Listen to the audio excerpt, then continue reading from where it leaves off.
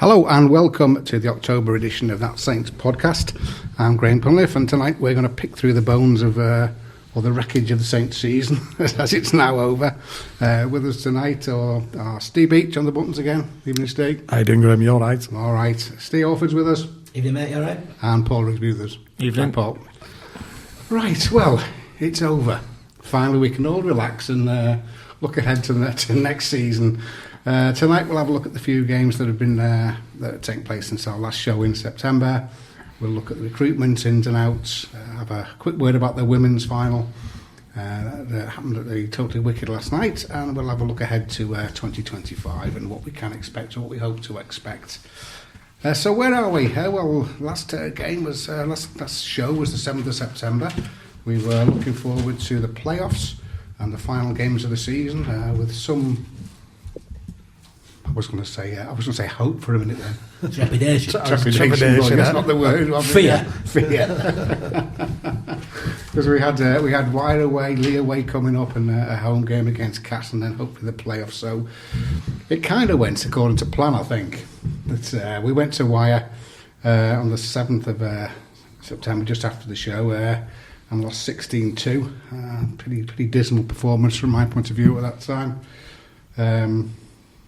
Couple of soft tries conceded from mistakes, although we were 2-0 up, I think in that game with a John Bennison penalty. John Bennison he's been resurrected, hasn't he? He has, yeah. I think as long as he's not playing fullback, I think Wellens doesn't mind him playing. Yeah, and he's done a good job, hasn't he? I mean, well, he did the following week. We'll come to that in a minute. He played well. Let's just say he's not worse than Ritson or Blake. No, I agree with you. No. It's been a Hobson's choice, really. He's got some qualities that they don't possess. Let's say that. Yeah. He's not a natural winger for me. He's not quick enough. No, not for wing. Really. I think, to be fair, that was a result that we actually anticipated. It could have been worse, in fact, couldn't it? Oh yeah, a lot worse. Yeah. But I think the word I wrote down to describe this one in the blog was insipid. Yes. The performance was insipid. And it put us in real danger, actually, of missing the 6, if you think back to that time. It did. It made sure we needed at least another win, didn't we, at that point? We had another win. But we had Cass at home coming up, which is our, we'll come to it later, that was our kind of ray of hope. Yeah. But yeah, it put us in a bad situation because Salford and Lee were sort of creeping up alongside us. But to be fair to both Salford and Lee, they were coming on with a wet sail in the league, weren't they? Especially Lee. I think Lee won the last 10 out of 12. They won. Yeah. To get to the playoffs. They did well, then they blew up. We'll come to that, and we'll come to that a bit later. Yeah. Did you get a look at this one, Paul? Yeah. Again, I thought we were very frustrating watching the game plan. Everything we went out to do is like standard of what we've done all season, and I just thought it'd come to bite us on the backside again. Yeah. With that game plan, the same players, it just for me didn't work. And then we'll come on to the other games in a bit, but we've improved. But we had that. We always knew we had that performance in us, but it was too late to show that, and it's a shame we didn't show against Warrington the first time round what we did the second time round. Yeah. Well, we'll come to that in a bit. I mean, there's not a lot to say about the Warrington game. We were expected to lose and we lost. I think if you go to a place expecting to lose, you probably will. Oh yeah, well, and they were heavy favourites to beat us, I suppose. But I think a lot of social media at the time, the fans were sort of questioning the effort, which is in direct contrast to what the coach is saying. Yeah. I think the truth is somewhere in the middle. It's not always the case if you lose that your players haven't tried. I think that they do try, to an extent, but they're just not very good at the moment. But I don't agree with Wellens' messaging, which is, nothing to see here, everything's fine, crack on like. Clearly it's not. But there are issues. Is that not a catch-22 that he's in, where he's got to be careful that he doesn't criticise the players and then it get worse than what it is? Because he did that earlier in the season, and I think that backfired, didn't it? Then he went back on what he said, didn't he? Yeah, because he criticised him all, and then midweek he went, "Oh no, I'll take that back now. I'm not going to call him." Nothing here today. Can't see anything here. Yeah. There was one week where he hammered him quite severely, and then in the week, I think the week you mentioned, Paul, he said, "I didn't say I was going to make changes." And he picked all the same players the week after. They weren't that bad. There are times where you wonder, has he actually had any media training? Has he actually anybody sat down with him and Well, said, you'd think "Don't that- say that"? You'd think he would have had because he had such a long playing career. He has to be interviewed when he's playing. So I think it's different when It you're is playing, different, and but- you're normally winning. It's a lot different, isn't it? it was easier when he was playing because it was a lot of success around it. Yeah. I don't think he's that sort of person, though, is he? You know, from a media point of view, I don't think that will change. No matter how much training you get into him, I don't It's just think not he's comfortable. Some people are just great at doing media. Natural. Yeah, you know, some people fit it. Like Sam Tompkins at the moment has gone on to Sky, and for me, breath of fresh air. Yeah. I mean, whether you liked him or disliked him when he was playing, when you listen to him talking, compared to Wilkins, he goes on and you think, Yeah, he's very good at what that. a dross. Yeah. Wilkins still trying to start the John Wilkins show, isn't he? Yeah, and Yeah. he's sort of gone, you know, sort of from an extreme point of view, gone way over the top. Well, or you can't get anything out of him. I think he's just worried of saying the wrong things. I think when Tompkins, since he's been to Catalan, he's come back from down under and gone to Catalans. He's a lot more impressive as a I say pundit, but as a player really, and way he talks. And I watched that show that Sky did on him, and the state of his knee. It's a wonder he can walk. Never He's mind. playing play. again, you know, next year. Yeah, that's what he's saying. I believe so. Yeah. Madness. Because he's saying it's rest he needs, isn't it? Rather than, you know, not a lot of stuff is what he's been told in the past about, you know, or you can play after you've done, you know, sort of like 4 weeks.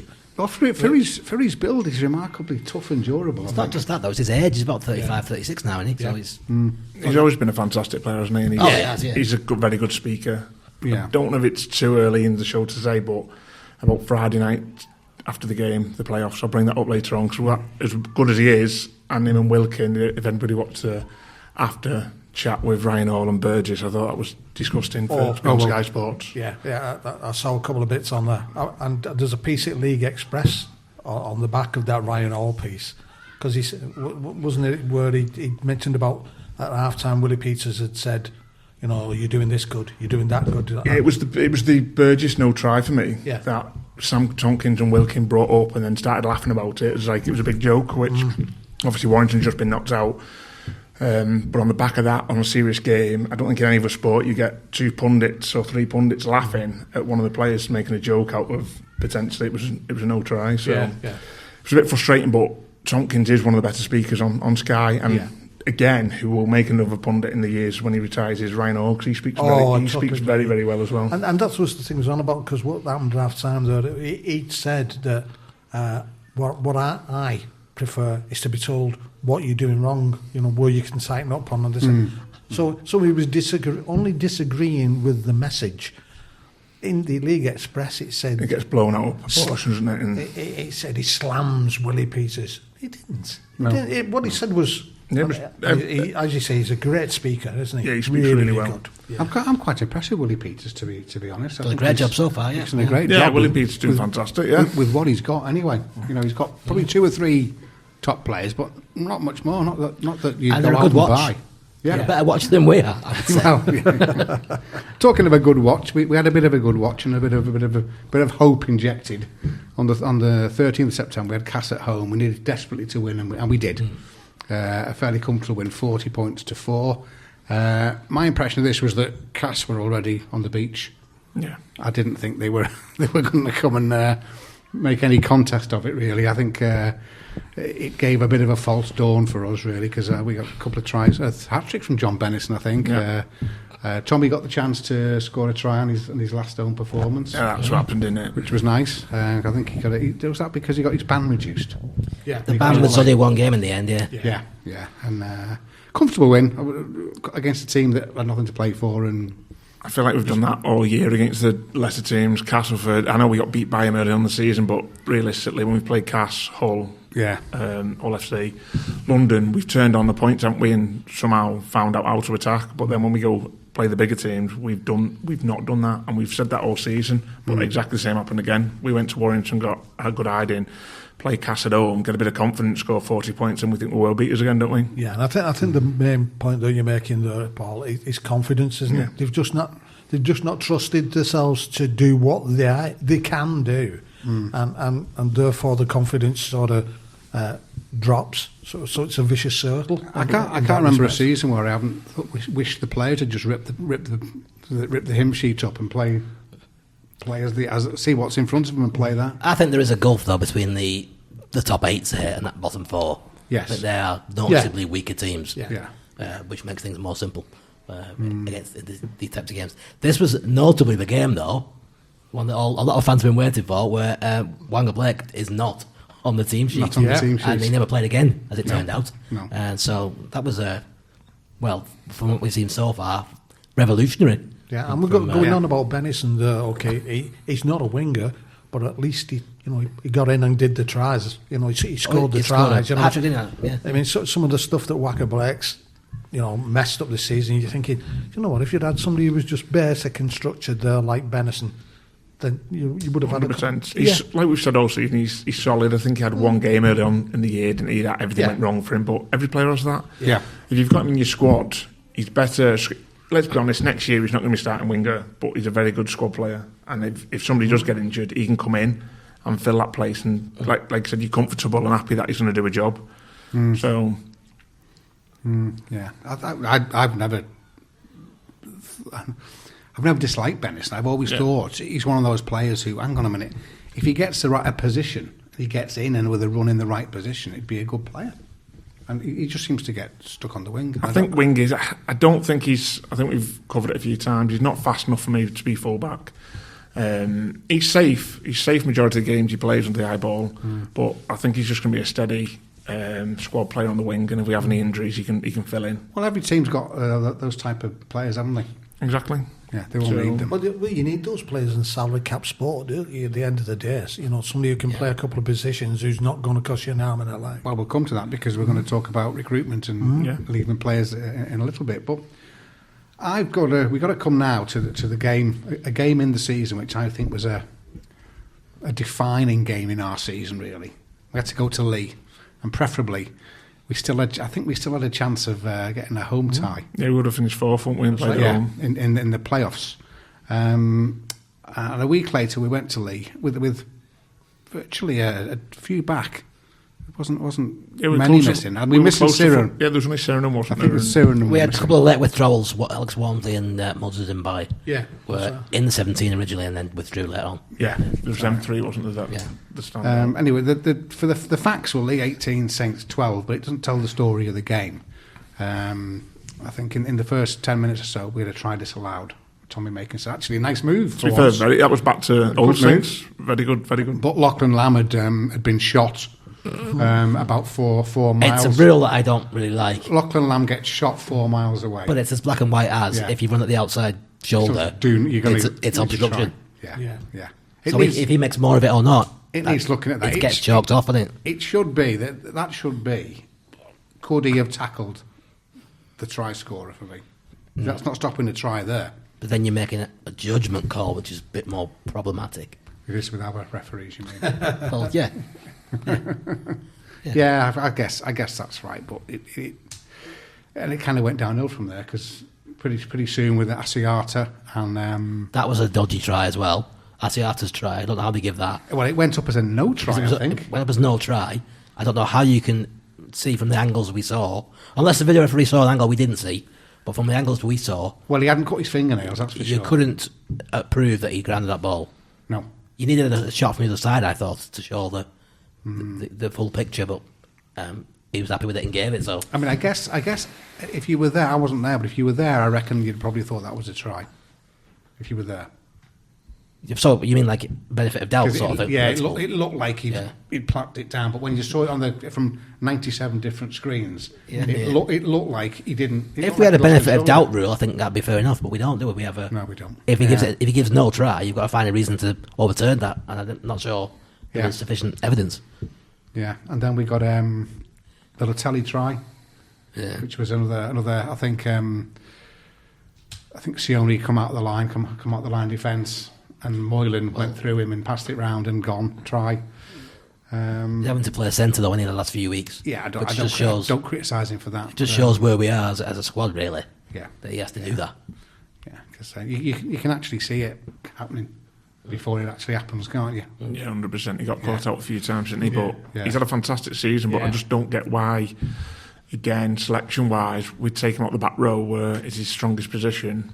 and he's a star in the back row. Not put the likes of Whitley or give Vaughan a chance and play. Whitley's had more chances at centre in Catalan than he has. And he's played well too, hasn't he? Yeah, he's played decent. And then you've got young Vaughan. If Vaughan plays, like we said last podcast, if you've got the likes of Vaughan playing around a lot of experienced players, then he's going to look better than what he has done in past weeks. So it's a different ball game then. Play Mataucha in the back row and let him do what he can do, and I feel like he'll be more explosive and have more of an impact on the game than what he did at centre. When he got exposed a couple of times. Yeah, that's one of my points. Especially when you haven't got Surin, I would say, 100%. because you need Mataucha in there. I think if you haven't got Surin, because I think Whitley and Batchelor are a little bit not powerful, kind of frail, aren't they? A bit lightweight. Both of them, like we've said in the past, are both line runners, aren't they? And run lines out wide. But you've got Mataucha and Surin who take the ball forward and attract 4 or 5 players and potentially get the offload and get the roll on. I mean, Batchelor's form seems to have fell off the cliff. Yeah, he's been awful. To be fair, Whitley's not done a great deal, but we've not been playing the style of rugby that Whitley's used to playing, where, like you said, he's running lines and cutting back inside. And if Whitley and Batchelor are playing 80 minutes as forwards... Batchelor looks like he's playing injured. He does, to be fair. We've picked the wrong Batchelor at the minute, haven't we? I said exactly the same. Because the last few years he's been absolutely outstanding. But this year he's struggled a bit, before his injury. But especially with Worms, he didn't play against Lee, did he? No, so when a Worms Mataucha then could act another go forward and take more balls up instead of just being stuck on the flanks, kind of thing. Got to say about Batchelor, he's turned into a penalty machine, hasn't he? Well, I think that's absolutely shameful away. But what one bright point starting from that game as well, I thought George Delaney has come on since the beginning of the season. Beginning of the season, I was criticising the way he was running in. He was turning, weren't he? And he's squared up and gone chest on a bit more, and he's getting a bit more benefit from that. 100%. Yeah, he's still learning. I mean, it's still very young for a prop at that level, isn't it? And him and Stevens, we'll discuss them later. But I think I thought Stevens had been a bit unlucky to miss out on a few of the games the past few, because I thought he's been better than a lot of our forwards. But anyway, Lucatelli gets himself sent off for what was described as a great hit on the commentary. Well, how many times have we seen that this season where you see a hit and you think it's a perfectly legitimate tackle, big hit, and then next minute the player doesn't get up, it gets reviewed, we all have to wait 5 minutes, and then someone gets sin-bin for it. We've seen it so often. I don't quite get it, because Jack was clearly got banged on the chin there, hadn't he? Because he was clearly out of it for a spell. Yeah, he had a minute there, didn't he? Where he just he had a minute to himself on his knees. But apart from that, like you said, if he wouldn't have stayed down, it was probably play on, wasn't it? But you're not asking players to stay down, but if he is injured, then obviously they're automatically going to stay down. It seemed to hit under the ball first and then followed through, and it hit him under the chin, like you said. But I mean, that enabled us to get back in the game, actually, to 12-all. Well, a lot of people have said, and I think it's true, that if we hadn't have had that advantage of 13 versus 12, we might not have scored a point. I think there's a certain possibility we would have been nilled, They stayed at 13 men, we weren't scoring. No, because I thought we wouldn't have scored until we played till midnight. Credit to Tommy, though, that try scored was fantastic. Yes. In the corner, was unbelievable. But, if they stay at 13 men, there's a good chance we're not scoring all night. So, another disappointing effort, really, especially against a lead team that they've been playing well, but I don't... I thought they battered us in the forwards, didn't they? Asiata, Amoni and Mbappe. No, they absolutely battered us. Every time we got us forward running onto it, there were 3 or 4 just clattering, weren't they? And look, at part of the game we didn't look interested because we were just getting bullied up front.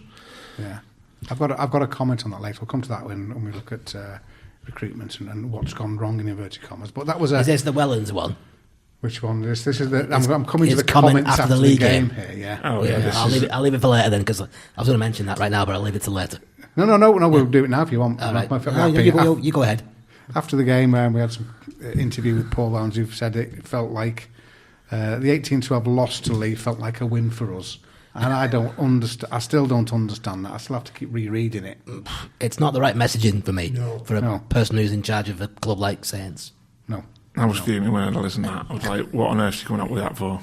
Yeah, but it doesn't make any sense either. He's done some bad interviews this year, but that was head and shoulders the worst one he's done so far. Yeah. He just when he thought he'd reached the bottom, he finds another depth there, doesn't he? It's actually a big thing, because this is one of the things that went against Kieran Cunningham when he was in charge. Is some of his comments made the fans turn on him a little bit quicker. He would talk about tub thumpers and that kind of thing, and yes, I remember people that, would get offended by that, and so you've got to be careful what you say, because if the fans aren't with you, it just hastens your exit, doesn't it? Well, I think he's been very lucky. I think there's a lot of stuff on social media, but generally, I think the atmosphere in the ground has not been too toxic yet. I think he's been quite lucky. What we have had is we've had a handful of games, bigger teams, and then we've played the likes of a Cass or a Hull or a London. We haven't then we've beat a team 40-50-0, and then everyone's like, it's great, and then we'll have 2 bad games, and we play a rubbish team We're back again, and he's always got like an out, hasn't he, coming on the horizon. Yeah. He's basically done just about enough to keep the job, essentially. If they didn't make the 6... Well, I don't know. I don't really know what goes on behind the scenes, but I understand that he'd been given an extension much earlier in the season. I got told he'd been given an extension, but it was a question if we made the 6, it still wasn't guaranteed. So it was like, it was a must. But to make the 6 by the 6th is not. At 6th, it's only just, isn't it? Well, it is. Yeah, it's the lowest we finished, I think, since 2017. I think. I don't think we've lost 12 games. It was that year that we spent the first half getting thrashed every week when Kieran was in his last days. Yeah, that wasn't. Yeah. That's what happens when you go to Widnes, though, isn't it? Well, it is. It sends shivers through you. So anyway, we lost at 18-12 at Lee, although we won, and we squeezed into the 6. The record of 15 wins, and which I think 8 of them were in the first 9 games of the season. We were actually top at the end of March. Yeah, we was. Actually top after the Wigan we game. were top 2 till sort of halfway through the season, and then we the injuries started to fell off the cliff. Good cope. Yeah, we'll tidy up the games now with the playoff game. We had to, as a result of finishing 6th, we had to go to Wire, which is always one we were dreading, I suppose. They've beaten us comfortably twice this year already. But having said that, we put up basically a bloody good show. I think perhaps the best performance of the season. Yeah, I totally agree. Apart from maybe home to Wigan in that Good Friday game. But again, that was against 12 men for large parts. It was, yeah. So yeah. And didn't they take the lead in that game as well? They may. I can't remember offhand. But I think they scored. Bevan French scored a try, but I'm not sure when in the game that was. Yeah, I remember seeing it from where I was sat and thinking he's not granted that, but everyone just ignored that and gave it. So. They should listen to you, Steve. They should, absolutely, yeah. Would have won 12-0. Imagine what he'd have said then after a 12-0 win. So I told you we didn't need to score more just than 12 points. Just give me the trophy now. Yeah, but he has said if we score more than 12 points, we should win a game, shouldn't we? He did say something like that. I think that's also come out of his post-match interviews this year. But this playoff game was a good performance. But I say it's a good performance because I felt at the end of it that we'd thrown it away. I totally agree. I thought that was the best performance we put in this year, and then you walk away from that game frustrated because of the errors we made. That realistically, we lost that game. Yeah. We gifted Warrington that game with the errors we made, and we controlled it.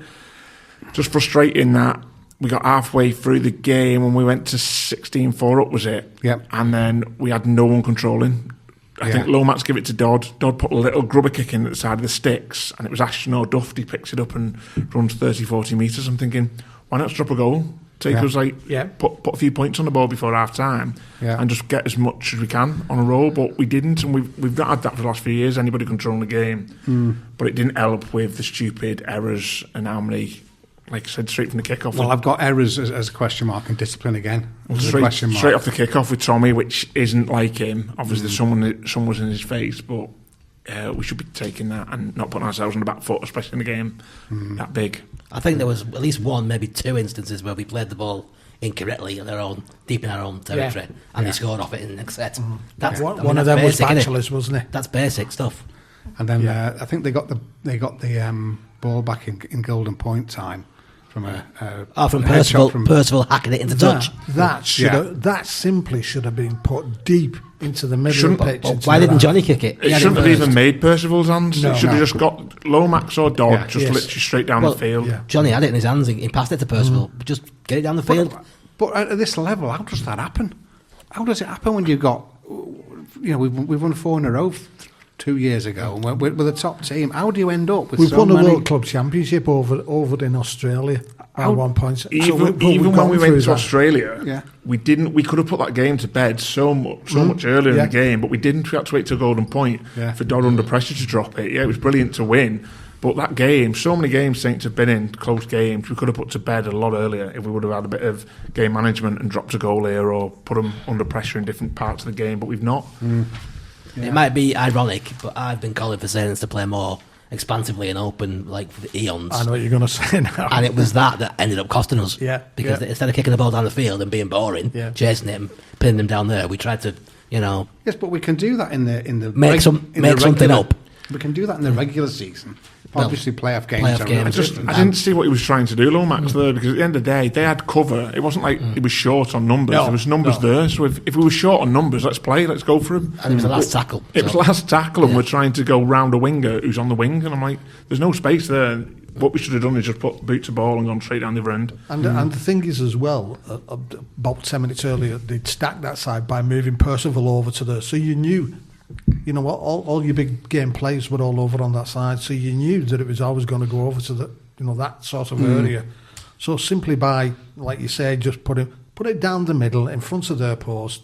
But I thought Percy had been moved over to switch Matauchi because they were running riot on that side. King went at him a couple of times, and he went the wrong way, didn't he? Yeah. But it is different if you're defending out wide in the centres, even though you're only a player or two inside. If somebody's running that angle, you've got cover either side. It's more comfortable for a back rower to take him than rather if you're in the centres, which I do feel for Matauchi at the end of the day, because he'll play wherever you want, but he's not a centre, and if you've got out-and-out centres running lines at him, it is difficult because it's which way he goes, and then if one of the wingers are going to come in to protect Matauchi, then sometimes they'll be out of position, won't they? So it was unfortunate, but I did think that was one of the best performances, even with a shed load of errors, including, was it the ball from Darryl Clark? The Ashton try, the second one. That was unforgivably bad, that. Darryl I still play for Warrington Clark. Well, in fairness to Darryl Clark, it went within a hand breadth of 4 players. But they all left it. I don't know what was going on. It's like no one reacted either. Literally, everybody just watched this ball go past him, and I was like, "Is anybody getting hold of it?" It's like we've sort of lost. We've lost how to play. We've lost the memories of how to play in a big game. Seems to me. It was like the Chuckle Brothers playing rugby, that wasn't it? To me. Thanks very much. There you go. Literally, Warrington couldn't believe their eyes. They were like, "Is this really happening?" Because for me, they were out. We were lost out. The game. Once we turned it round and got a couple of tries on the board, the confidence from the players, the confidence from the crowd, everybody was on board then. Yeah. And Saints actually thought, we can do something here. And we did, but we just didn't have that X factor to kick on and just get them extra points on the board. And then with stupid errors, we allowed them back in. And in that game, the difference for me, and I'll still say, you take George Williams out of that Warrington side, and it's a totally average side. He brings that out was unbelievable, that, wasn't some it? sort of unbelievable stuff. Well, that pass he did early on, was that an Ashton try? He went behind Matauchi, didn't he? Matauchi had come out too far. Yeah, but he did one that was like round back of him, wasn't it? A little round the corner offload. It was brilliant. So you can't, you can't defend that sort of thing, can you? Because that's just, as I say, you take if we had an half-back that could do those sorts of moves at the moment, then we'd probably be in a lot better position than we finished in at 6. Because we just couldn't create anything throughout the season. Just the control of the game that he does, Williams. Yeah. You get that with Sneed, Williams, Michael Lewis. A lot of players know, even Harry Smith.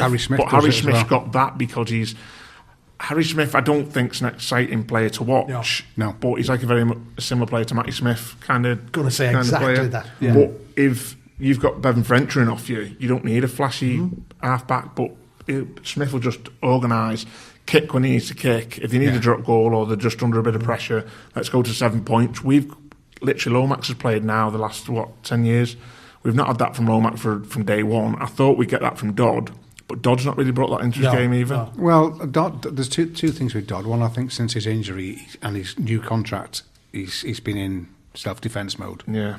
Because he's rarely took the line on. But even that, he's never really bossed us round and like when we've needed a drop goal or just calm him down, put the ball into touch, into the corner. He's never done that either. Well, he got dropped and then when he came back, he was playing exactly the same. Exactly.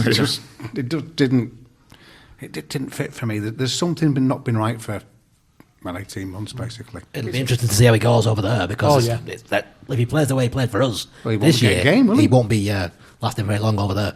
No. Because when you watch other teams, the players you just said there, Paul, with regards to sort of good at organising halfbacks, when you're watching them, their arms are waving everywhere, they're pointing, they're directing. You very rarely get. You might get that occasionally with Dodd. I mean, those players, they're on it all the time, aren't they? They're sort of pointing play where they're going to go, and then they may do something totally different than what, because they're prepared to back themselves and do those moves. So you look at like the formation of Salford with the Briley at fullback. I know is it Hankinson now? He's been playing there, but he plays exactly the same as Briley does. He fits in, and you've got the triangle there. When they do play, the open teams up, don't they? Yeah. And the same with Wigan do it with, obviously they've got Field, French and Smith. Yeah. But it's effective when it happens.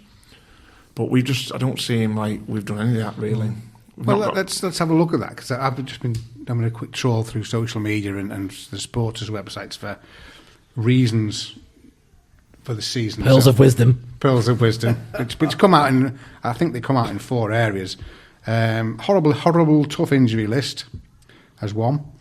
2, team selection and use of subs. 3, style of play. 4, discipline. These are just the shining... Discipline has killed us. These are the shining reasons we have been, well, for want of a better expression, crap this year. Yeah. Because Mediocre. All right, well, we were generous. We've been mediocre. Mid-table.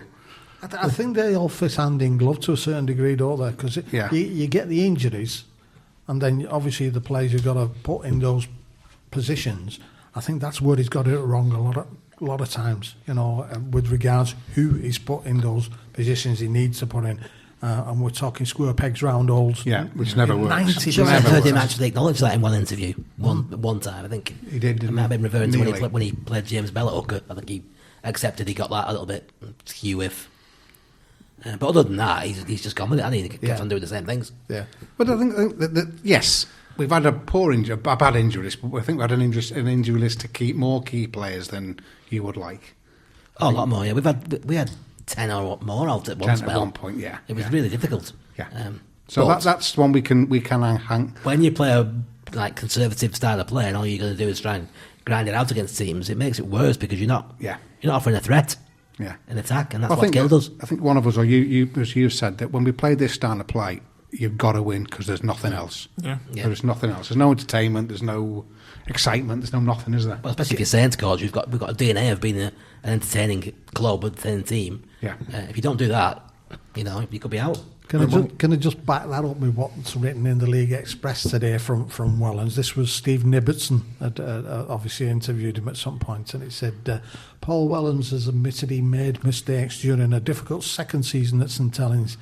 In the club legend's first campaign in the top job, he won the World Club Challenge and led the team to 3rd place in Super League and had a playoff semi-final. This year, Saints fell from top of the table in June, so finished 6th amid an injury crisis which deprived them of many top stars. The playoff elimination at Warrington in Golden Point was a respectable way to finish the season, but a 10th defeat from 14 games in the second half of the season. During that run, Wellens came under criticism. Relegation formula. Wellens came under criticism from supporters, but the club backed him with a contract extension, and he will continue to lead the side next season with help from new assistant coach Lee Breers. Wellens said the biggest lesson he had learned from the campaign was to block out all of the outside noise. He added, "It doesn't help you, and there's plenty of it. That's not me having a go at anybody. That's people who are entitled to opinions. People care about this team, and when your team doesn't win, they're disappointed. That's the nature of the beast." This is the best line of the lot. He says, "My biggest learning is to stay on task, stay focused, and stay identity driven." Well, he's not that, is he? No. Well, it might be, but the identity he's driving is different to what I'm accustomed to. What you would class as Saints identity. I don't really. In a lot of the games, have recognised the Saints. Well, he's used that phrase quite a few times at the end of the season here. I mean, for me, I suppose that last match was the closest thing we've possibly had to having some sort of open rugby, and that's been desperation to a certain degree because it's knockout football, isn't it? So that's what you get to. But he kept saying that comment after the lower team games, back to Castleford, back to LFC, back to London. We've come up with our identity again. It's like, only because we're playing the bottom teams. Yeah, you need that against your Wiggins, your Waddingtons, your OKRs. Yeah, but we showed. It's frustrating that we've left it till the playoff game to show what we can play. Well, I know we've had injuries, but at least if the lads coming up, like we said in the past, the academy lads, all play entertaining rugby. If anything, a lot of the senior lads have told the academy lads not to play. You've seen them, hang on a minute, don't throw that pass, just take the tackle. Yeah. Let them play rugby and be entertained. At the end of the day, if we're going to go out and we've not got a strong team, then at least entertain the fans and just say, right, at least we can have a go. Yeah. Have a go. We've got nothing to lose. At the end of the day, if we're going to play 4 drives, we drop off on a kick, we are going to get beat. So let's go out and let's play entertaining rugby. You never know what happens, because we've been to Cass. Was it a couple of seasons ago? With a young team, didn't we? We nearly turned Castleford over. Was that 2 seasons ago? Yeah, with virtually a lot of academy lads, yeah. We played Leeds at home, didn't we? A couple of seasons ago. Pretty much full academy team. And we literally took them to the end, didn't we? About 5-10 minutes before we got beat. But we played entertaining rugby, and straight away was like, there's some good young lads here coming through. But since that, we've not seen anything.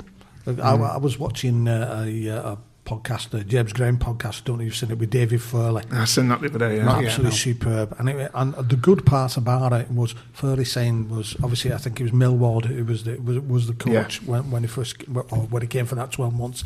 And when he said he was only here for 12 months, I thought, is that all? Wow, because it seemed longer than that. But he was saying he was amazed. He said because he'd come from a culture where it was sort of like all defence driven and defence wins games, he says, and he come into this culture where it was, I don't want it, we're of that attitude. If they score 10 points, we'll score 14 points. If they score 30 points, we'll score 32 points. He said, and that's how, and he said that was the team, and that. That should be the Saints' identity. Exactly. But that was Ian Melbourne, wasn't it? He was that sort of coach. Yeah. And that's what's driven it. Certainly up to, from a Super League point of view, that's what's Saints know from exactly. From that's that, what I'm saying with the academy lads before. I didn't make a point of there's nothing since then, but because there's been some very good players coming through. But the academy play very open rugby, so when they're coming to the first team, they should play exactly the same way. Yes. And then they just fit in, and all the teams play the same way. When a player steps up, they should be able to drop in and play exactly the same way as Wells is playing, or Lomax is playing, or Worms is playing, for example. But it's not. I get it's injuries and there's not much experience, but at least let's show something, because anybody can fit in. Anyone around this table can do 4 drives and a drop off and a kick to the corner. It's literally standard. What's been standard rugby each week for us this year, and it's not been good enough. Like I said, if you sin a bit more and showed us a bit more, then fans wouldn't be as annoyed because they'd be like, you know what, at least they'll give you're getting entertained. Yeah, entertained, and they've stood up and been counted for, but we've not done any of that. No. There are some that would be money the way and call him naive if we did play that way, but But I think the other thing is Millward had the players to do it. He had Sean Long, he had Kieran Cunningham, he had Jamie Lyon, and did some players that It wasn't a bad team, was it? This team would only dream of. Yeah. So. And I think to a certain extent we have had to put square pegs in round holes at some points in the season where there was 8 or 9 outs. So there is an excuse there rather than a reason. Discipline again. Yeah, with and without the ball. With and without the ball has been too many penalties away and basic errors. Yeah. It's mad because like last couple of years we've been squeaky clean, haven't we? And it's like last couple of seasons it's been like, let's forget that and just let's do what you want kind of thing. But we've even had like Johnny Lomax got himself banned for 3 matches. But I think that the rules are obviously the rules have changed, difficult to get around now, aren't they? So. But have we made the rod for our own back and not adapted quick enough? I think a lot of teams have struggled with that, to be fair. I think not just Saints, but you could make an argument that we haven't. Too many of our players haven't learned what's going on and tried to adapt the technique in the game to suit it.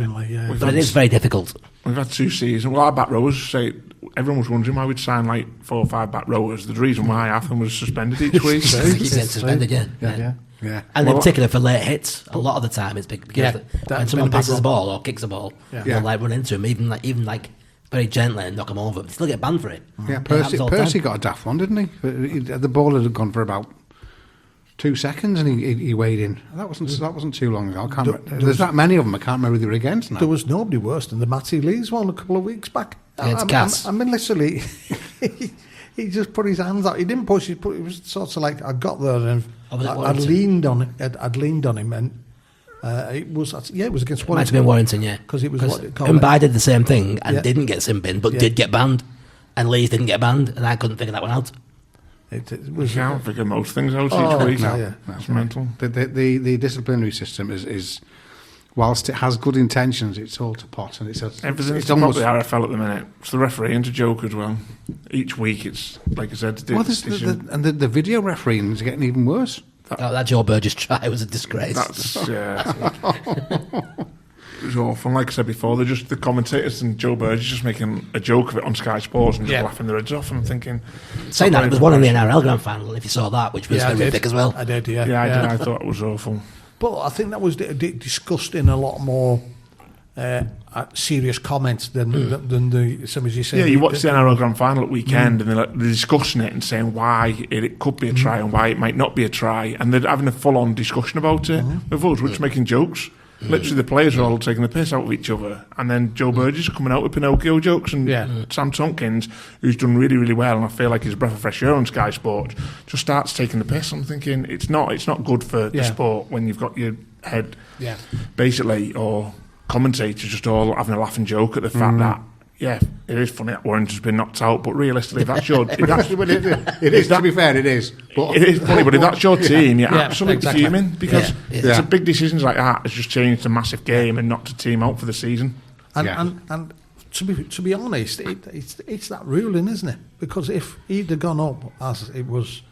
a different way. Yeah. The get out clause for the video referee is, I have insufficient evidence. Exactly. So, or even when it goes up, just I don't know.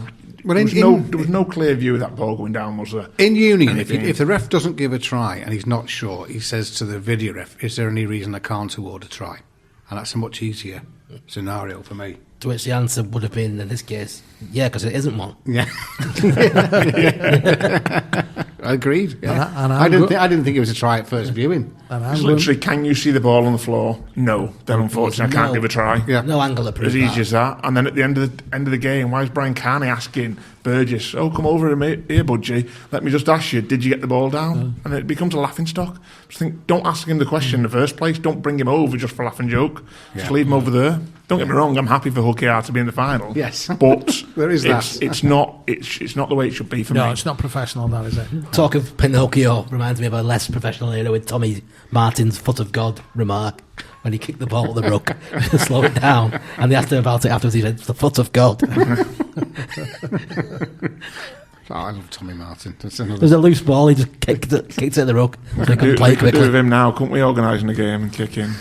Now, I remember about, and I'm sure I've told you this story before, about 4 years ago. No, it's not. It must be longer than that. It's over 8 years ago. I phoned into the Radio Manchester phone on I think it must have been a Sunday. And it was after that similar sort of incident as these two that we're on about, were the ball, was it a try, wasn't it a try? You couldn't see the ball, you couldn't make the player out.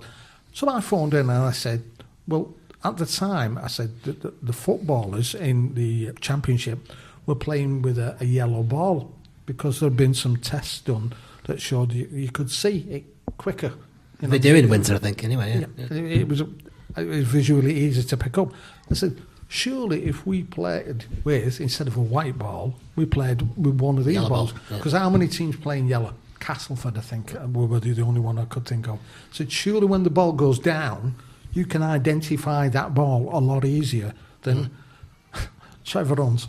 Yeah, turned around and basically poo-pooed me, and they sort of laughed me off and whatever. Fast forward 8 years, I'm in a car with Trevor Hunt going to Featherstone.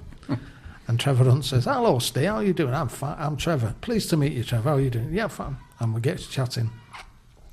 And he said, "You said I do a show with a guy called Jack Dearden on Radio Manchester. I don't know if you've heard it."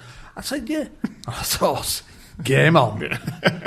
I said, "Yeah, I phoned you about 8 years ago." He said, "Oh, yeah." He said, "Well, what did we say? I said, well, I was on about when you can't see the ball when you on Sky. I said when it's being grounded. I said surely if it was a different colour, I said then the players' shirts etc. I said i.e. luminous yellow, which there were footballs being used in the Championship at that time. I said you'd be able to pick it out a lot easier. So certainly with the camera angles. And he said, and what did we say?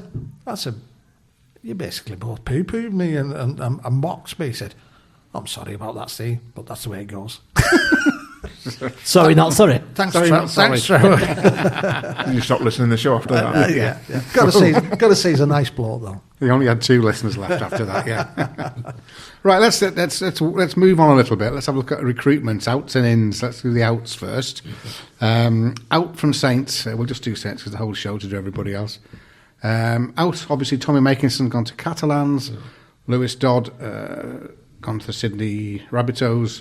Sione Matautia as I've kind of put retired or no news here. We're not quite sure. We think he's retiring. Yeah, I think he's retiring. I won't be surprised if he'll turn up at an NRL club, though. To be Going fair, bricklaying, I've heard. is he? From what I heard, he's going into the building or the construction. I heard he's got a business. job in that sort of area, yeah, but Oh, fair enough. I didn't think it was actually bricklaying itself. No, I thought it don't might be listen some to that sort of, specifically. I've heard it's administrative role. Oh, fair enough. Sam Royal has left the club. No confirmation where he's gone. I heard a rumour of Castleford, but I don't know whether I that's thought going to happen. Huddersfield. Is it? I've heard Huddersfield, but I might be maybe. completely wrong there. He'll do a job wherever he goes, though. He's solid enough. He's a good He's squad player, isn't he? He's okay. He wouldn't be a starting back row for any of my teams. But he, like I said, he's a squad player. I think it's accentuated by the fact that we've got so many other options. Yeah. That he looks, way off it. Wonga Blake has left the building. What a surprise that is. Really? I think it's probably the case that it was always going to be 1 year, wasn't it? Whether it was 'cause he's successful got- or not. But as it happens, it hasn't really been, has it? I think I don't know, I think he's endangered next year's contract the way he's played. To be fair, I did fear when there was talk of giving another contract. I was like, please. No. Please, No, one of the poorer imports I can remember. Like really poor. I think he's up there with the likes of Josh Perry, and I think sometimes he took a lot more stick. Tricky Trindle. I think he took a lot more stick than he deserved Adamson. sometimes. Remember when we got the wrong Adamson? But generally, he was poor. Yeah. And I think whoever recruits him has got to take some, some responsibility. I think it was a bit of a panic job late in the window. Yeah. We've left it late there. And we said, go on. it says something when your best performance is on a Saturday night, not at the match. I think it was Good Friday, wasn't it? Good Friday, was Not it? Good Friday, celebrating the victory behind Imperial. Yeah, but Probably was our best win of the year, so we'll celebrate it. Yeah, fair play to him. it was a good Friday for them. Ben Lane and Mackenzie Buckley are the two names that have leaving the club. Ben, I think, is played a game and a half. He's a half back, and Mackenzie Buckley played a couple of games. Did he play last season? I loose think. forward? I think he played at Wakefield in London, I think. It was Ben Lane played in the wing, did he? When he played. Maidon, Maidon, but he's a half back apparently, according to the Saints website. So those are the lads that have gone out, and coaching, Laurent Fresinus has left the building as well. He's gone back to France. I think that's a bonus. Not new. Well, it'll be, yeah. Well, it might be. Who knows? Who knows who's been coaching who, doing what? We'll see if Welland is. Well, we'll see. well, that's it now, isn't it? Because he's got to do some stuff. Because Fresh News going out with a lot of being given a lot of stick. Because Welland's without playing. us really knowing. So basically, Welland has said he's attacking coach. So A lot of people seem convinced that he's responsible for the poor. Well, let's see what gets said and what happens when he's back in France. Oh yeah. There might be. Toulouse, is he Toulouse? Toulouse coach next I year? suspect he Yes, might. yeah. I suspect he'll end up there, but he's. We'll see. Who knows? We'll see. Maybe they'll score the most points they've ever Are scored. you saying they're next going to win the grand final in 3 years? Yep. The players might not be able to understand him. You never know. And do you? never till they get back in Super League. Because it will happen at some point, won't it? That They will year. get- It should He will get back in. It should have happened a couple of years ago. But now that these things aren't decided by winning games or anything piffling like that, Yeah. they'll be back in soon. Right, let's try and cheer ourselves up and look who's coming in. The positives. The positives. It's a positive now. It's a positive. Lee Briers is returning We're hopeful.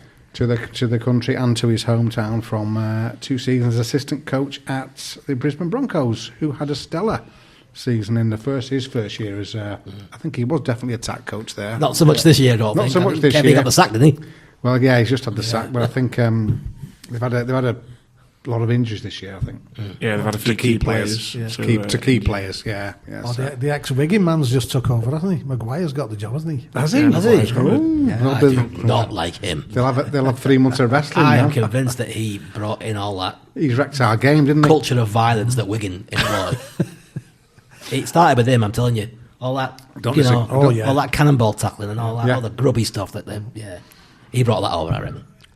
I think Matt Pete's more or less eradicated that now, but that's another He's improved story. it, yeah. It's annoying that he's got really nothing about him that you can really It's detest. very difficult to I know. He's a likeable guy, and yeah, difficult to You dislike can him. detest the fact that he's so nice, I suppose. That's something. Yeah, it's too nice for this game. Annoyingly nice. Stop being nice. Well, what do we think, Lee Breers? Lee Breers great. Can't wait. So he's playing at half-back. He'd get in before. Get him. I would Get in love before that. Dodd this year. Get him in there. He's better than Lewis Dodd this year, yeah. We get him and saying- Sean Longback. We've been saying one a bit of direction, and then somebody can drop a goal. Get him in. I'm not sure him and Sean Long could play together. You did 2 goals, didn't you? Yeah. I read somewhere that they credit him with Harry Smith's improvement in his kicking game and from his time at Wigan. So That's totally agree. Even if you've got somebody who can do game management, like Paul was saying, if you can coach that into somebody, that'd be a good starter for 10, wouldn't it? It'd be interesting. I think it's interesting. Will it be Lomax and Wellsby next year, 6 and 7? Do you think, or do you think Sailor will? I think it'll be Lomax at 7, Sailor at 6. I haven't personally. seen a lot of NRL this year, so I don't know what Sailor's been doing. Has he played? Been at fullback when he's Fullback. played, but he's only Broncos. played when Walsh has been injured. Has he? He looks quick. He's got a bit of pace. I can get. Yeah, but we need that We desperately, need so. that desperately. Yeah. But I feel like Sailor's more of like kind of a Barbican like French kind of player, because French isn't really like an organisator, is he? He's just like straight off the cuff. He's a very good player, but his speed, he's not Destructive runner, isn't he? For me, if you're looking for a miss-out ball, or he can throw a ball, but he's not particularly fantastic with ball in hand. No. What his main Pace. is Elusiveness. that's the thing for his game. He'll literally target any team defence and just rip them up Well, that was the same his with pace. Barber, wasn't it? Barber could pass, but Yeah. he was better when he kept hold of it himself. Yeah. But depending on who's going to be 6 and 7 for us next year, obviously Lomax will be. But if it's Wellsby, then Breeze could work with him a lot and get him man managing and try and direct and get into the game a bit more. But I've not seen a great deal of Sailor, but when I have seen him, he's more like running out wide, and I don't know if he will. He's very good ball in hand from what I've seen, but I think it'll be Wellsby and Lomax. But we'll see. I still think it'll help having that extra pace and see wherever he plays. Yeah, I think extra pace will help. I think we've got more options, shall we say? At We've least. been crying out for pace, haven't we, for the last yeah. couple of years, and for next year we look very fast. Yeah. Well, at least Sailor's coming with Lee Breers. So Lee Breers has seen him for 2 years, been with him and been coaching him. So that's a bonus. Oh, you know him well, yeah. Yeah. Carl Felt has signed right winger from the North Queensland Cowboys. I think Excellent player. Did he finish top try scorer this year? He wasn't far off. He certainly I did don't for know, his club, didn't he? like I say, I've think not he might seen have broke that a much record. this 20. I think he ended up with 22. But I've watched a 23 lot of him over tries. the last few years. He's been outstanding. Brilliant player. If you're scoring 22, 23 tries in the NRL, you're not rubbish, are The you? only thing that baffled me about it is that he's the same sort of age as Tommy Makinson, so... But also, Yeah, he's not been playing as a prop forward the last 3-4 years, has he? Well, there is that, but he will be doing next year. We'll be doing next year. He's going to come over fresh. And then when he gets that first drive, he's thinking, what am I doing here? Yeah, what I've have just I been done? used to scoring 20-odd tries a season, and then now I'm playing as a prop forward, which he will be more fresh than Tommy Makinson. Yeah, give me the ball 20 yards from their line, not 20 yards from my line. Yeah. Or Or 10 He'll be yards getting from the my ball line. on tackle one near his own line, won't he? And then it'll be Percival's turn to get smashed. And Yeah. But also, we've got to pass him the ball. There's no point having two fantastic wingers in Murphy and Felt and not passing him the ball. Yep, that's the next point. Lewis Murphy signing from the Sydney Brilliant Roosters. signing. I think we I said- like that. Interesting one, that, yeah. Yeah, I liked him we at said Wakefield. early- Yeah. I think we said early on the year in the podcast, if you could go out and sign a player, he's only been a fringe player in the NRL, hasn't he? I think he's only played one game, but We had an ACL in the first year, didn't he? he did. Yeah. But he's fully recovered now, and the pace of him, Yeah. like I said, the performance he put in at Wakefield before he went over to the NRL. I'm looking forward to seeing him. I remember saying at the time when he was playing for Wakefield, I said if we could get hold of him, and at that time he'd signed, to go over, because he would have been absolutely superb. Got to say about Phelps, by the way, winger, 16 stone 3 pounds. That's not bad, is it? Guess what he'll be doing on tackle 2? And tackle 1. He might regret this after 2 weeks, especially when it's freezing cold, February, March. Yeah. He's playing as a prop. Well, Well, the he props must have walk been back warned. on side. He must have been warned. He must have been He's like, warned. he's good player in. Taking on me drives from me. Or hopefully, as Lee Brazer said to him, "Don't worry, Carl, I'll be sorting it out." So there we are. Somebody needs to. One point, I mentioned it before. We've got an odd situation where the head coach has been given a 12-month extension. Your new assistant's got 2 years. So it's a tricky situation there. I think it would be difficult to publicly announce more than 12 months for Wellens. I think 12 months was a stretch. Well, possibly. It's also, we have mentioned it, who would you go out at the minute and get? Because there's not a great deal of coaches out there to bring in. No. At least Wellens has kind of put his stamp on the team. It's not been a good stamp. But Breers is going to come in now, and hopefully the difference he did even though he was only coaching at Warrington for a short period of time, they improved. Then he went to Wigan and made a massive difference. Yeah, and to be fair, everybody at Wigan, even Pete, O'Loughlin, Tommy Lulawai, everybody spoke highly of him, didn't they? And said how much of a difference he did. Like you said before, Harry Smith, a lot of the players come out and said what a difference he made. So then he's gone to NRL and got 2 years under his belt. If he comes back and does that, then again he could save Wellens his job if he turns round and He could take it. he could take it. Okay. Well, next question. We've signed 3 backs. We haven't signed any forwards, and we've lost Matautia. Do we need any more signings? Do you think we'll have any more? I'm not so sure we will. Well, I think it was balmy, personally, to give Walmsley 2 years. I think he's looking a bit, ragged at the minute. He's injured quite a lot. He looks unfit, doesn't he? He does. He does. Well, I did make a little note about can we trace our. And if we're relying on him still, Can we trace our demise back to the cup semi-final last year when the grand assassin Asiata when he got injured, finished off Parsi and Walmsley? Yeah. Because without them two busting holes and powering away, we've really struggled. We had Walmsley, Lee starting, didn't we? We had Parsi and who was the other one coming off the bench? Delaney, was it? Or was it Stevens? Last season. Last season. Last season, Wingfield.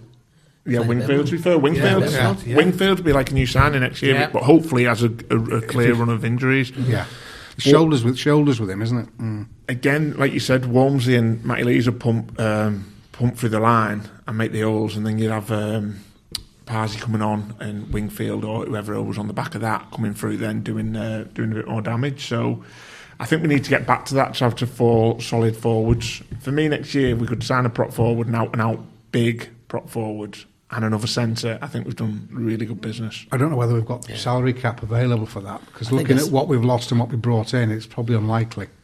I think a centre's essential, though, isn't it? I do. Because Conrad Hurrell is still on the books. Looks like Hurrell's staying. Yeah. If he takes up a quota spot, that's the issue in it. But I'm not fussed on Conrad staying if he's going to be a squad player. You want him as a powering forward as a centre on attack. Yeah, 100%. Which is his best and position. To be fair, and I know a lot of people, I have this conversation with a few of our group, what he has around the changing room as well. And a lot of people say that doesn't win you games, but when you've got a close-knit team and he's having a laugh and a joke. He's a joker as well, isn't he? Yeah. He's a good player to have around the team for me. But if you're going to start him at centre, I think we need an out-and-out centre and then Conrad as a backup kind of squad player, and I think I'll be happy with that. Forward and centre for me, I think that the business this year will be fantastic. Steve, are your thoughts there? Yeah, I'd like a centre, I think we need someone who's a little bit quicker, I think, than Conrad, and more, it's hard to see, as you say, Conrad playing a full season at the level that he has been over the last few years, so I think we do need to kind of move him up, try and move him on, and bring in someone to replace him. Whether you replace him this season, I don't know, but it's not far off anyway. When we signed Conrad, he was only as a backup anyway to Hopewarte and Percival anyway, wasn't it? It was only because Hopewarte was injured every week. Well, so's Percy. Exactly.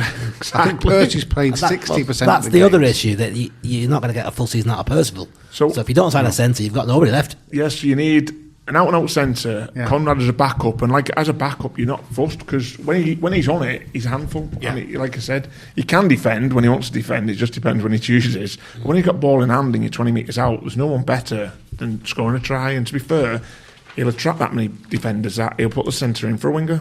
Yeah. And to be fair, he passes through centre more than Percy does.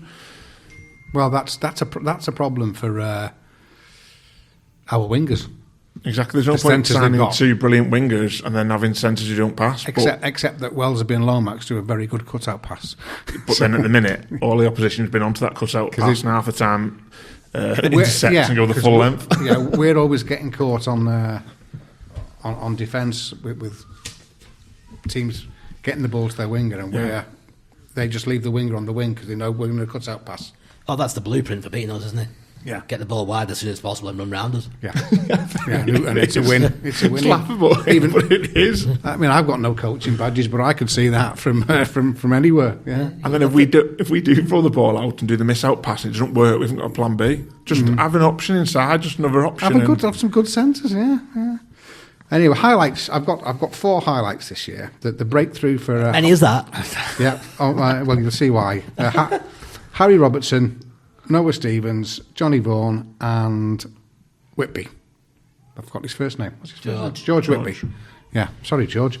I think they've been excellent, and I think they should have all been fed into the team 6 months earlier in the games So that we were hammered people. you think Vaughan's ready then? You think he could play him centre and not worry about getting a new one? I think he needs to run. I think if he's probably the second row who can play centre, he needs to be playing centre for 10 games, not in and out. I've seen him more at centre myself, but it may be. He's been second row in the reserves. In the reserves, and he's a top player in the reserves. Is a Man second of row match in the grand final. Is a second row in the reserves necessarily a second row in Super League? No, probably not.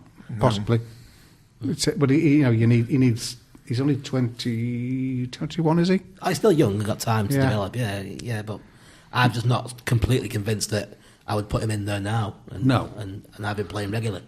But you don't want to be fed into a team in the wrong position, really. No.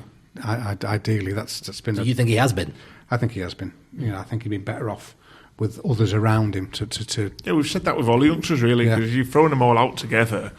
They've been dangerous. Yeah, it's hard because you need the youngsters want to progress, but if you're throwing too many out at the same time, which we've had to do, that's been our fault. They've not shown what they can do, but if you bred them one at a time or a couple at a time, if you had the choice to do that, then you see a completely different player. Because if you've got Robinson playing with Welsby and Lomax, he looks a completely different player than what he's doing with the side of Blake and Bennison on the other side. Yeah. But I think Harry Robertson, for me, has shown he's got what it takes. It's fantastic. Yeah, to be fair, he could do similar to what Welsby did and play centre for a season. But could with a Stone on and a full-time contract, don't you think he might have centre written all over him? Welsby did, didn't he? Welsby did full-back, half-back, centre Wing. over 2-3 years. I think he could play as centre now. Welsby, is that good? Yeah. Play anywhere. Yeah, might be an option. Who knows? That might be where he starts next year. George Whitby, I don't think he will, but I think he could if he's asked to. Yeah. Noah Stevens, to me, has been our standout debutant this year. 100%. Yeah, because he's involved most weeks now, isn't he? So Yeah. Apart he's from established. to be fair, I thought he might play a bigger part in the end of the season than what he did when we did get some of the big players back. For me, he's been better than Parsi and Wormsley, and he's not. He didn't feature in the end game today, or as much as what we'd like to see him. George Whitby, I think, had his debut against Hull KR, scored a try, kicked a goal. Didn't look out of place for me at all. No, he but didn't. He was protected a little bit in that game. And That was the undoubted highlight of that game, wasn't it? yeah, it certainly was. Yeah, but Do you think he's ready? He's 18. He's ready. He's think? good enough. Play him. Yeah. The problem is that probably Johnny Lomax will be bed blocking him this year, won't he? Yeah. Because trying to fit Johnny into the you team. got Sailor and Welsby as well to fit in. Yeah. So those two you have to play because they're your best player and your new all-star Yeah. speedy recruit. And Lomax, like you say, I think because of who he is, club captain and all that, and been there that long, I think he will find a player to get him in the team, wherever that might be, probably half-back. Yeah. So, Jake Burns, I forgot, he seems to have made tough to get bring Whitby in. Yeah. Jake Burns as well. He's had I think he's established now, isn't he, Jake Burns? I think he's there. I like him. Like him. I think they've got a constant chase on him because it looks good. Still got Mbai as well, who may be keeping him out if everyone's fit. But has the coach Clark and Bay, and then obviously Burns, haven't you? But you've got the position then of is the coach going to play the youngsters if he's got his first teamers who are not necessarily in form available? I think that's then a big that will come question. down to Breeze and attacking coach, won't it? Which he'll have more of a say, and if a player's playing a certain way in the academy, that should be then, if we've not got as many injuries, that player just steps up and fits into one position, then he doesn't stand out as much when he's surrounded in more experienced players. It certainly helps them when they just drip fed in rather than thrown in en masse. And surely you've got players like Lomax and Clark for starters, who are of that sort of age, where if you're going to be playing games against the lower ones, for instance, that you would hope that like, okay, we can put them in there, and like you said, Paul, surrounded by some experienced players who can sort of give them that little bit of confidence as well. It then gives you more legs in the likes of Clark and Lomax going further. Extends their availability. Yeah. For me, I mean, this is an harsh thing to say, but has being captain made it harder for Lomax this season? I think it's just his own physical decline. So? Yeah, that's the issue. It's a tough one, that, because he's been so good over the years. He is aging now, but is that responsibility too much from him at the minute? Yeah. So he's trying He needs to concentrate hard, yeah. He needs to concentrate on his own game a bit more. We got to remember as well, this is a bloke who's played with horrendous injury issues for years and years. Yeah. So, I think he's just getting a bit, banged up, knackered. Yeah, he doesn't seem to be. He doesn't seem to be that vociferous on the field to me, and in control as much. I think he probably needs to. But you didn't get that from Robbie, really. He led by example more than he did by, shouting the odds. Yeah. It's going to be interesting how they're going to filter in a kicking game to our halfbacks next season. Lee Breeze will say play George Whip because he can do what the best you need. kicker we've had this year, Mbai, by a country mile. Yes, yeah. But if you look at it logically, it hasn't been massively different, and I'm sure it's again going back to a coach thing, than what Dodd's been doing. What you've seen from Mbai, you've probably got more rugby out of him, in the sense of the things that he does rather than just his kicking game. It's where that's going to come from next year. Like we've just said, for me, I hope they come out and say, right, these are going to be our 6 and 7 next year, and stick with it, instead of like, if it goes wrong after the first month, let's not swap and change, just stick with it and go with it. Yeah. Because new halfback pairings take a while to gel. Yeah. Okay.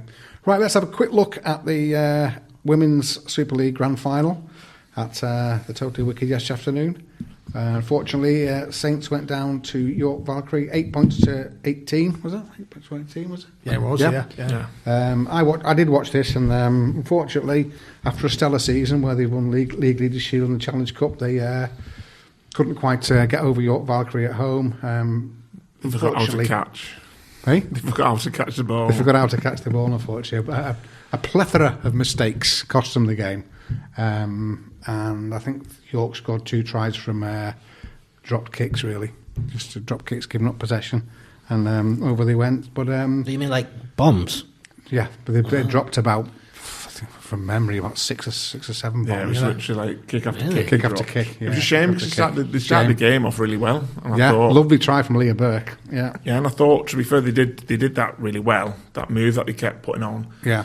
And they were grinding it out. And I thought they were winning possession early doors, and then it turned. It's after half time, then it just rapidly went downhill for them. Like I said, they couldn't catch a cold. Then it was just unfortunate. So 2 or 3 of the girls just couldn't catch. No, York had a few big girls, didn't they, as well, who come steamrolling through, which they looked like upset the pattern a bit. Yeah, they were a massive pack. Got a couple of ex-Saints players in there as well. They're the only team that's beat Saints this year, aren't they? Well, York, I think.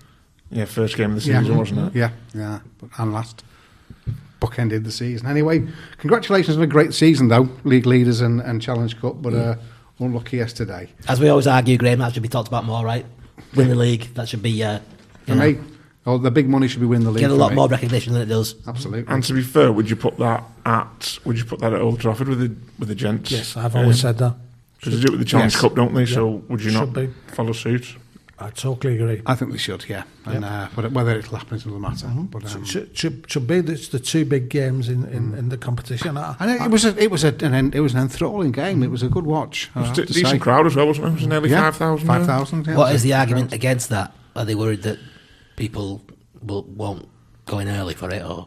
It's possible, but I think sure, if your team was they're probably worried about the pitch, aren't they? Well, there'll be that, yeah, but.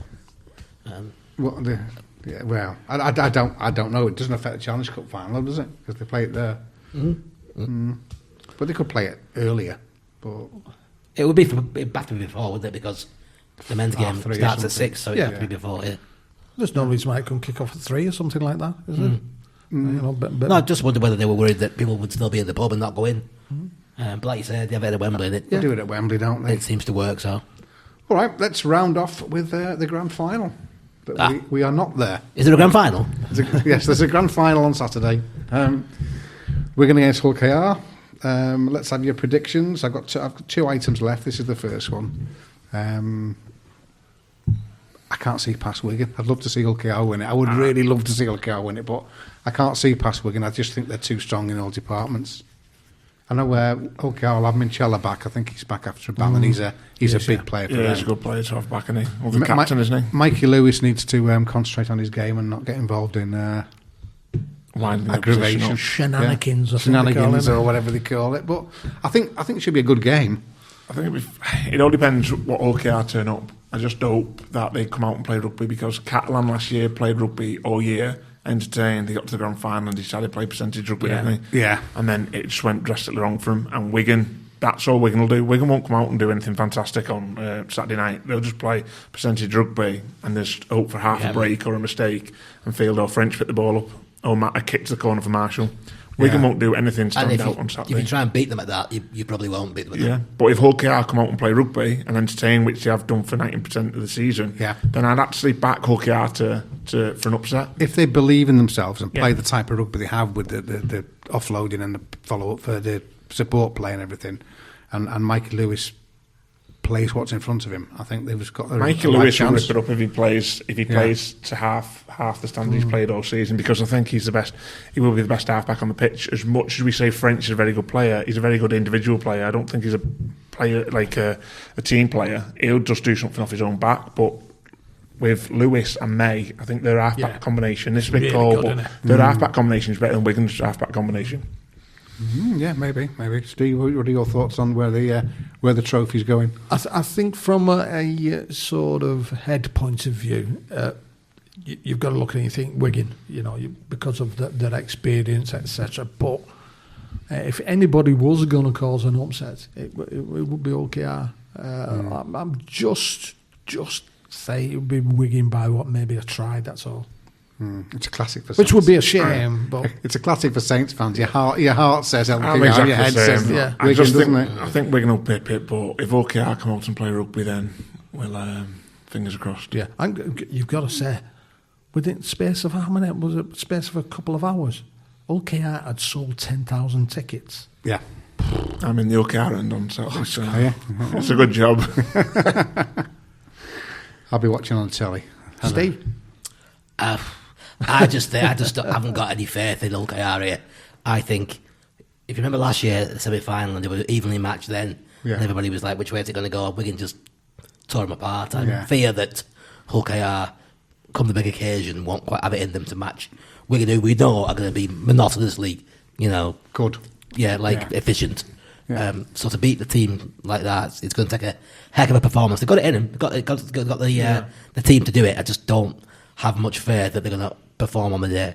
If they do, then it could be close, but I don't think they will. I think they'll get beat by 20 plus. Ooh. But then if you're right, we rewind a month when Hull KR went to Wigan, it was only 2 sin binnings that split the game, because other than that, Hull KR win that game. Yeah, comfortably. So if Hull KR go out with the same tactics, and again, it was in a big game, so Wigan didn't put anything fantastic out. Was that when Wigan were without French and Field, though? I can't remember. French was back Was then, he back wasn't then? he? Was he Yeah. back? So, Yeah, but it's even if Hull KR have the confidence to play. Hull KR's got to come out and play. If they come around and play percentage rugby like Wigan will, then Hull KR will get beat. But if Hull KR come out and entertain, then anything can happen. It's hard to make predictions when every tackle's a potential yellow card and red card. Isn't it? So Yeah. these things change games. So. But again, this playoff system, the refereeing's completely changed what we've seen all season. It has been a lot less strict, hasn't it? Yeah, I've noticed that. You just let it go. We haven't Because seen a lot of World Club Challenge at the cards. beginning of the season, completely ref differently. Yeah. Playoffs, ref completely differently. The final, the Challenge Cup final, ref completely... Well, to be fair, there was 2 yellow cards, wasn't there? But that was ref differently until the first yellow card come about, and then they had to give the second one to even it out. Yeah. But it's always the case in the bigger games and in the international games, we ref completely different to what we've seen all year in Super League. That's what annoys the fans. Yeah. And the players. Yeah. Okay. Let's wind up with one. Your wish for next season as a Saints fan. I'll put you on the spot. I'll go first. My wish for next season is that Lee Briers gets a free hand without attack, and we play some entertaining rugby. We're going off what Wellens has said. Then Fraser, who's been our attacking coach for the last 2 years, so Fraser's going to have the full run. But that's what my hope. My hope for next year is we see some entertainment back at the Totally Wicked. What are your thoughts, lads? Are you on the I was same going to say the page? same thing. I mean, I think entertainment is Key. badly needed in this team now. Yeah. The last 2 years have been a little bit like, I mean, last year wasn't so bad because it got covered up by the fact we finished third and got to a semi-final, and that's respectable, if not, it's not the goal, but it's respectable. No. Yeah. But this year, I think not having that entertaining style of play and being so mediocre and average, it's been so much more noticeable. Yeah. So for me, entertainment is at least as important as winning, if not more so. Because I think, like you said before, if you don't entertain and you lose, then you're in bother. Yeah, you're in bother. Paul, have you any Exactly hopes the for same. next year? All I want to do is turn up at a game and be entertained. And if we get beat, we get beat. And like we've said before, go back to the old Saints DNA of you score 4 tries, we'll score 5. And if it works, it works. If it doesn't, at least we've been entertained. Yeah. And 9 times out of 10, if Saints do play rugby, like we did at weekend before last against Warrington, we can entertain. And we've still had the players there this year to do that, but we've not. So, yeah, just a bit of entertainment next year. And for the signings we've already signed, look very good. So we've got to play rugby to keep them entertained. And a prop forward and a centre would top it off for me. It's just more threat in our attack. Yeah. Those players should bring us. Yeah. Your Murphys and your Sailors should bring us. Yep. You similar? It's very similar to what the lad's been saying, but it's an old thing which we've probably not had as much over certainly the last 5 or 6 years. Is that let's give the wingers the ball. Yes. We've just purchased 2 good. We do. We'll tackle 2 under their own posts. Yeah. let's give them the ball. You know what I mean? To at least have a chance of getting in there. Yeah. Because the amount of times, I mean, going back even down to the Jamie Lyon days, I mean, you got Skulltop wouldn't pass to him, you know what I mean? So he wasn't getting any, centre, so he couldn't get it out. But yeah, purchased 2 good wingers there, so come on, let's get the ball out to these wingers and let's see if they can give us some good tries. Well, that's the beauty of being a fan. There's always hope, isn't there? It's the hope that It's the hope that kills you, Graham, as with the Warrington game. Wouldn't it have been easier if Mark Percival doesn't hit that conversion from the sideline in the last one seconds? that, wasn't it? Absolutely nerveless. And then 5 minutes later, he's shanking it into touch. It's This is the madness of Mark Percival, isn't it? That's Saints all over this. So that's being a Saints fan, isn't it? Okay. Right, well, thank you, lads, for an interesting year. Thank you, Steve, for all the work on the buttons. You're welcome, mate, you know that. Thanks, Paul, for your debut season. Debut, on debut. Thanks, Steve, for your eloquent input to the show. Thank you, pleasure as always. And thanks also to AD, Gaz, and Darren. Anybody else been on? Is that it? Thanks to the lads anyway. Not this year, I don't think. No, I think that's it. We'll see you next year, and let's have a good rest. Bye-bye. Come on, my son, in at the corner. Tommy Martin, thank you very much. Lick 'em and stick 'em. Oh, he's going to the screen. What's he going for? Dear me, he's trying to keep the score down.